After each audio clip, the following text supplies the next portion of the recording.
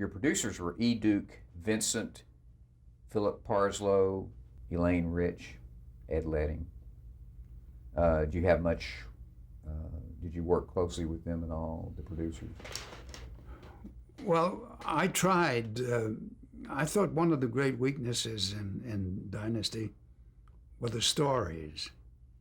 And I tried to generate some excitement about getting better stories. But unfortunately, it's easier to talk about than to do. But we had some good writers, but never.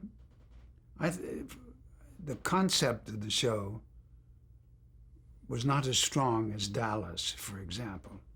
Dallas was the classic show of its kind, and ours was considerably tougher to delineate. Did the actors, yourself included, have much of an opportunity to shape the plot line? Were you called on for your ideas, or were they welcome? Oh, they were welcome, and we did make contributions. But it's a very tough thing to get a television show functioning that way.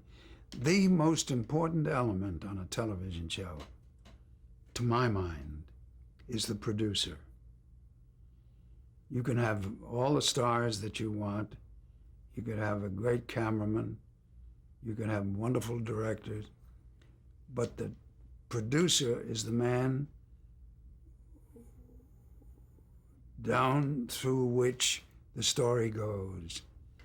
And he's the one that knows what's going to take place 8 stories down the line.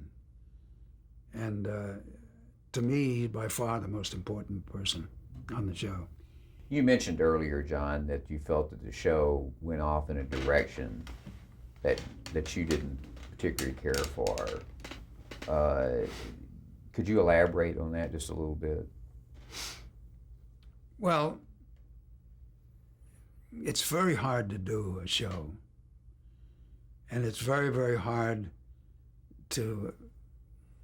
for somebody like me to like it unless all the elements are properly in order. And I guess I'm too tough on the situation. But